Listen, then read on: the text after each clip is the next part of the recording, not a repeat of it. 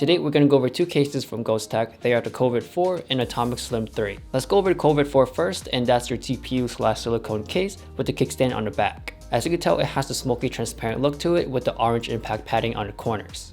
It's not too noticeable because it has that black look to it, but you can kind of see it faintly. This case is very flexible, so putting it on and taking it off is very easy to do with no efforts at all. On the sides, the bottom half has the diamond textured shape to it, so you can actually feel it in your fingers when you're holding the case. I do like how the sides are more angled than rounded, so when I'm holding it in my hands, it just sits better on my fingers. The back panel is more of a TPU feel, so it is a bit rougher on the skin, but the corners or all the sides are more of a matte finish. So it is smoother, but at the same time, it doesn't feel like it's gonna slip out. So that diamond textured and the way how it's shaped and angled does really help with the grip. For the kickstand, it is really good. The quality is way better than I expected to be. It is plastic, but it's not the thin cheap one where I can easily bend it with my fingers. If I want to bend it, I would need more strength. The hinge do have a bit of a play, but under normal use, I don't think this is going to break on you at all. There's no spring action on the kickstand, but it is held together by using a magnet. And the magnet's pretty strong, so it's not going to go loose on you. From my experience, out of all the kickstand cases I've used,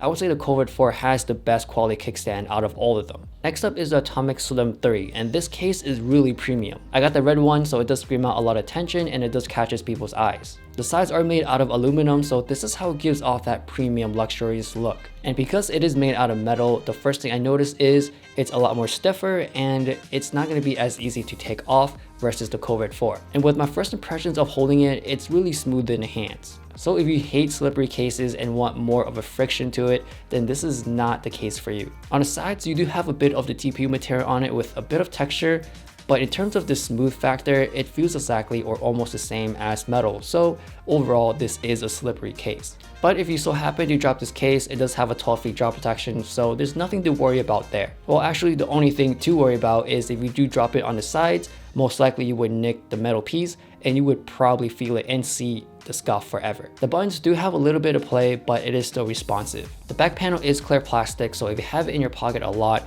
you can see a little bit of your lint and dust on it, and over time it can build grease and oil, so it will become a fingerprint magnet in the future. If you take a look on the inside, you can see the RX-7X padding, and it does feel pretty thick when you press on it. As for drop protection, I'm not really worried about the phone, more on the case itself and keeping it looking classy. I would say it is pretty smart to have the corners to be TPU, so if you drop it, it would hit that instead of the metal, but the TPU is a bit harder like I said before. So if you happen to drop it onto some concrete, most likely you will get some deep scuffs, which will probably be there forever. On a personal base, I do prefer the TPU to be more on the silicone side, just because if you do happen to drop it, you can easily wipe away the dust and dirt and it looks pretty brand new. And it would also help on the sides, which is a bit more grippy than the hard TPU that we're having here. But I will say this case do look pretty good if you are going to a formal event where you look a bit more classy. The case do fit the look better. Overall, I think these two cases matches pretty well together. For the Covert, that's like your everyday case, just because you have a kickstand and it feels better in the hands for me,